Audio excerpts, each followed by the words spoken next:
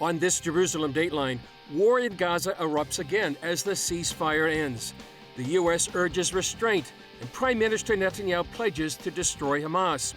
Warnings from a reservist fresh from the front lines about the threat of Hamas extending to the west. And marking November 29, 1947, the moment when the world established the Jewish state. Plus, reports of medical miracles from an ER doctor treating Israeli soldiers. All this and more coming up on this edition of Jerusalem Dateline.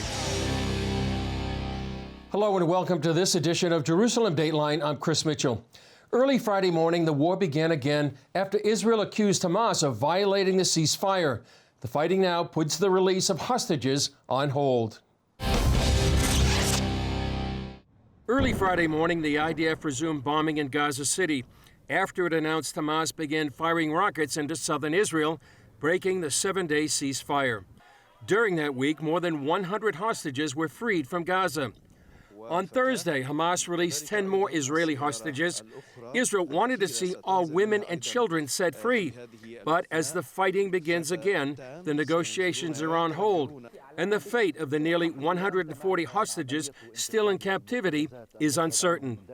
U.S. Secretary of State Antony Blinken left Friday morning after a day of meetings with Israeli and Palestinian leaders. Israeli Prime Minister Benjamin Netanyahu told Blinken Israel's goals for the war have not changed. I told him, this is the same Hamas. This is the same Hamas that carried out the terrible massacre on October 7th. The same Hamas that tries to murder us everywhere.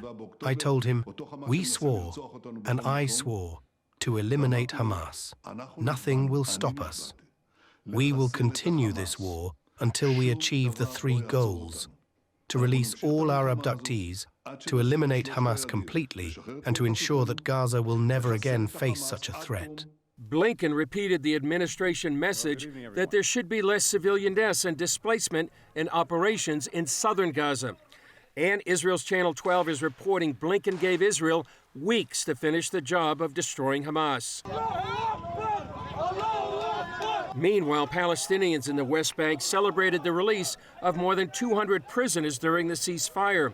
Most of those set free were convicted of terrorism, including attempted murder, stabbings, and bombings. Palestinian Media Watch announced the Palestinian Authority will be paying thousands of shekels to a number of these convicted terrorists. The PA has a long history of glorifying terrorists and martyrs by naming schools and public places after terrorists like Dulal Mughrabi, convicted of one of the worst terror attacks in Israel's history, and the infamous refrigerator bomber.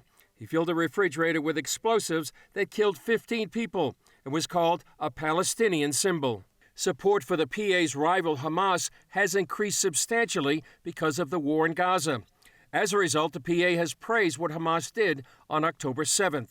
Despite this, U.S. Secretary Blinken sees the PA as a peace partner after the war. We've said, and indeed I had an opportunity to discuss today with President Abbas, the need for reform, the need to revitalize, to revamp the Palestinian Authority so that it can most effectively meet the aspirations of the Palestinian people and deliver for them.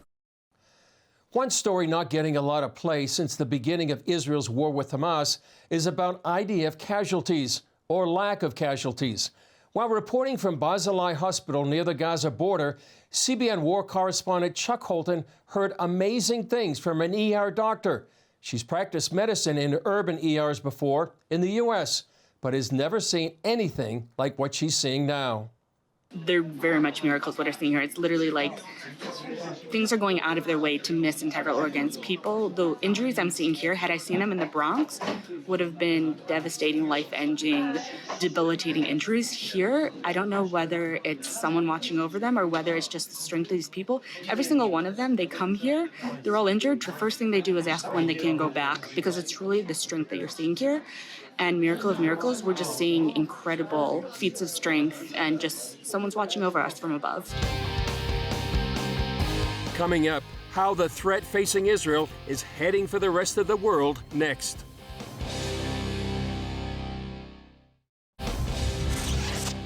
Hanania Naftali, a well-known voice on social media, has just returned from IDF service on the front lines. He came by our studio the other day and gave us an update. Hanania Naftali, great to see you again. The last time we saw you, or since the last time we saw you, you've been in Gaza. Is there anything you can tell us about that? Well, myself, just as the vast majority of young men in Israel are right now fighting or on reserve duty to some extent, because we understand that this is an existential war. October 7, it's the date where the highest number of Jews were murdered since the Holocaust. Just let it sink in. So it's a war that's not just defending our borders when we were there. It's literally defending our homes, our wives, our children, because we saw on October 7 that these Hamas terrorists, they ran straight to the houses to kidnap people, to murder people. So that's the situation in Israel right now. Even though we are in a ceasefire, we are alert to see and to be ready for anything. Can you expound a little bit on that, about this existential threat to Israel? I mean, this is Israel's fighting for its survival. Precisely. But I think that what a lot of people don't understand is that it's not just Israel's fight. It's not just this fight across the ocean in the Middle East. It's a fight that is the West's fight. We already seeing what's happening in Europe. People that came under the disguise of refugees are right now taking over major cities in Europe with massive protests in support of Hamas. And we are now also seeing this in the United States of America. And I think that this should concern our American friends, because these people side with Hamas, a radical Islamist group that believes in political terrorism. They basically say, think like me or die. And so what Israel is doing right now, fighting Hamas, is doing a favor to the world by fighting this radical Islamist group.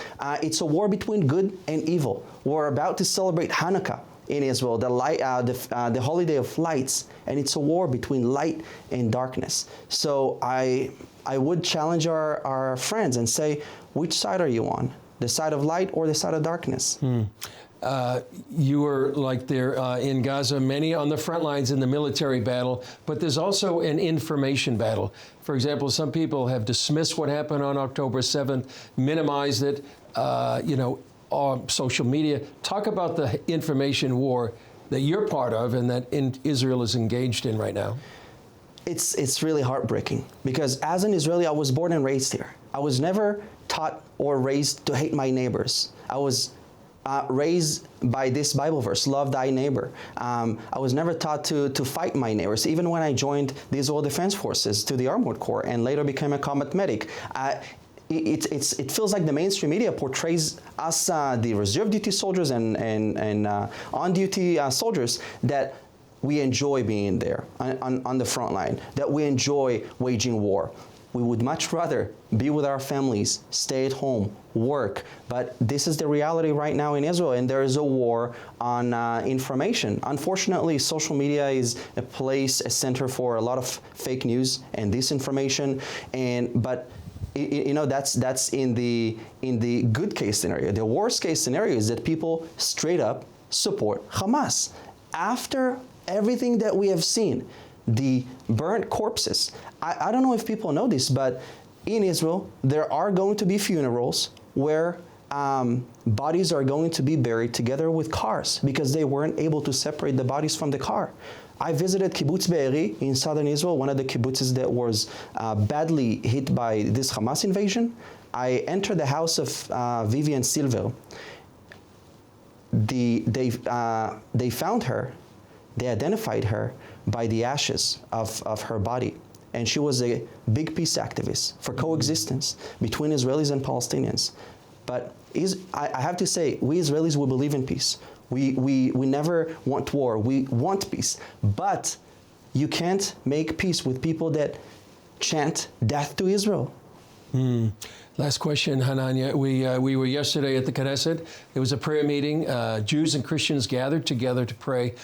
In this battle of information and the military battle, how important is prayer? So important. It was a very symbolic moment that in the Knesset in Jerusalem, the Parliament of Israel, the capital of Israel, there were people gathered to pray for the peace of Jerusalem and for the victory of Israel. Because the victory of Israel is the victory of our friends as well, and the victory of God, because God stands with Israel, and He does not neglect and forget His people. So I think that it was so symbolic, and I would encourage people to keep praying for Israel. Because when I was inside the Gaza Strip, now, but also in 2014, during the Protective Edge operation, I felt those prayers. I believe that those prayers are saving soldiers in real time. So please don't forget to pray. Ananya Neftali, great to be with you, and we'll be praying for the peace of Jerusalem. Thank you. An important Israeli anniversary happened this week, November 29th. It's when the United Nations voted to allow the establishment of the Jewish state in the Holy Land in 1947. CBN Middle East correspondent Julie Stahl brings a report about this significant moment in Israel's history. Those who are in favor will say yes. Those who are against will say no. They called it the Partition Plan. UN Resolution 181 called for the establishment of a Jewish state and an Arab state in British-controlled Palestine. It represented the acknowledgement of the international community of the right of the Jewish people to establish a state. Also the right of the Arab people to establish a state in Palestine. The Partition Plan was so significant to the Jewish people that cities throughout Israel have named streets after the date. Kaf Tet B'November, the 29th of November Street, like this one here in Jerusalem. The plan set aside land in the Galilee, along the Mediterranean, and the Negev Desert for the Jewish people. The Arabs received all of biblical Judea and Samaria, later known as the West Bank, the Gaza Strip, and other small portions.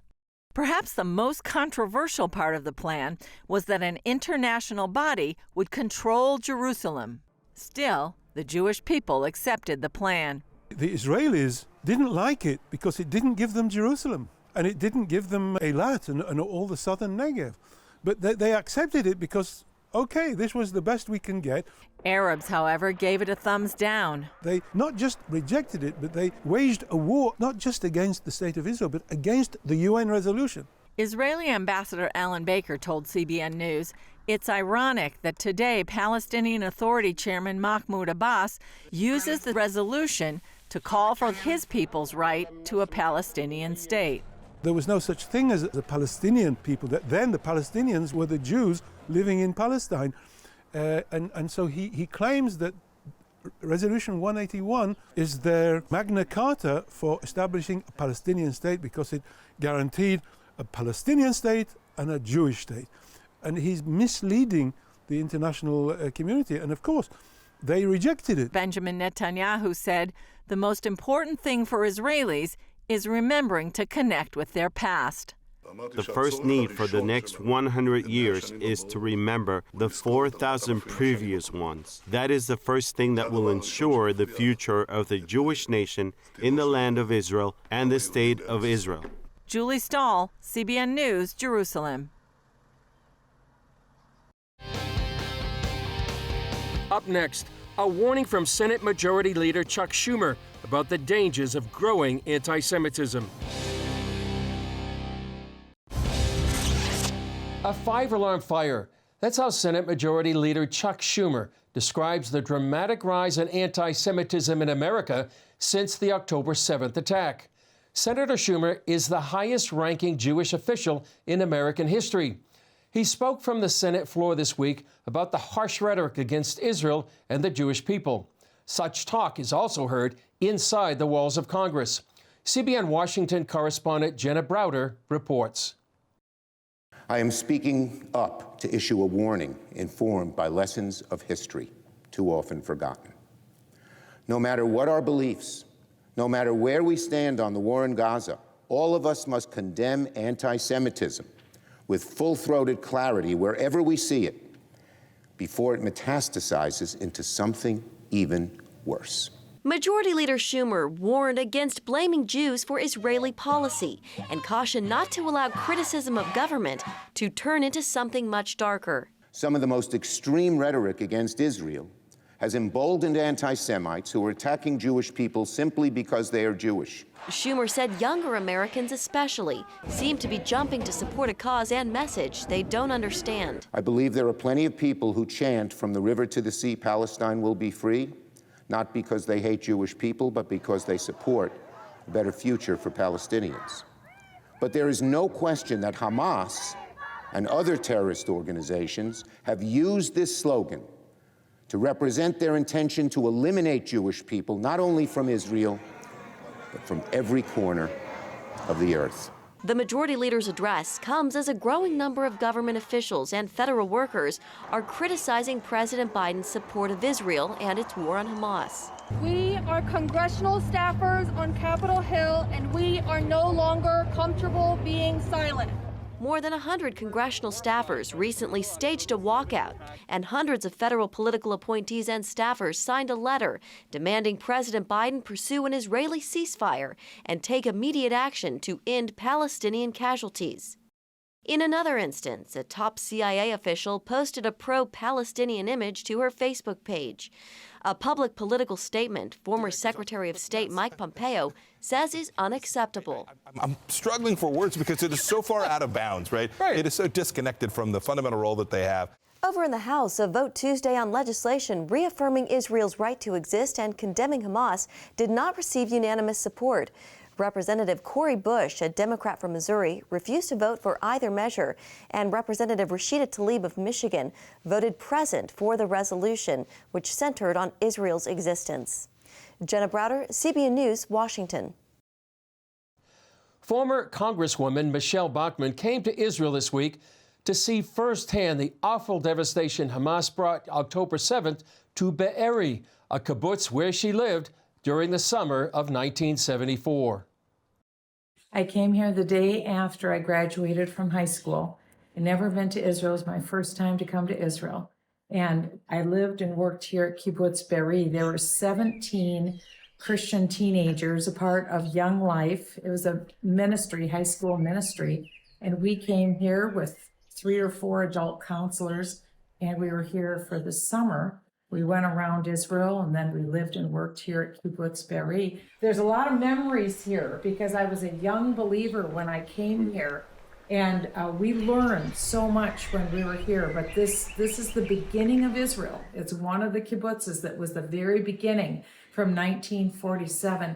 And so when October 7th happened, it felt like home to me, and that part of my home was gone too. Even though I was only here for that summer, it still broke my heart. I feel privileged to be able to be here today, but what is certain is that the people who lost homes, over 200 people lost their homes. This is a devastation that you'd only see in Nazi Germany and Dresden. I mean, you wouldn't see anything like this. This is a battlefield that we're looking at. Fleeing for their lives on October 7th, how CBN Israel is standing with evacuee families in the aftermath.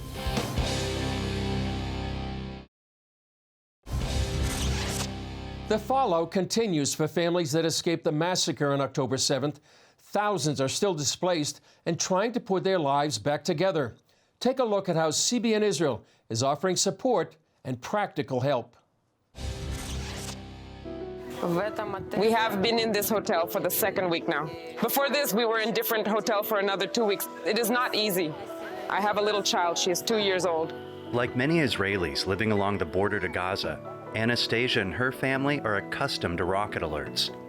But she quickly realized the attack of October 7th was different. We woke up at 6:30 because they started throwing rockets at us. We said they will bombard for 2 to 3 days, as always.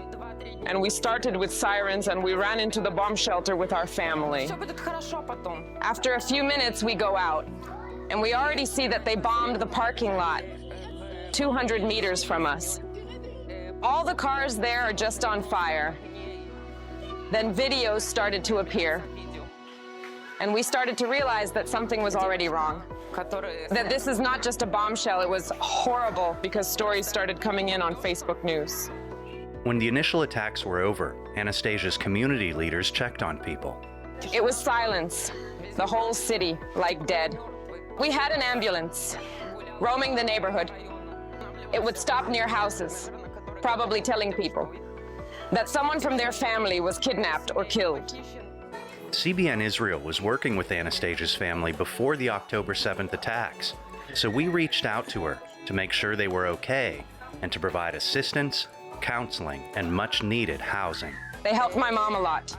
CBN is always ready to help and will answer any question, and no matter what time. Anastasia and her family are now safe in a hotel thanks to support from donors like you. They are distributing coupons here. This greatly helps families who will go now and will be able to spend money on food or on something they lack. CBN Israel is making a difference here and standing alongside many families like Anastasia's during these difficult times. The group of people that came who believe in God, they have done so much good for us. Really, we are so grateful. This is completely impossible to understand. Where does so much kindness come from? And the donations for others?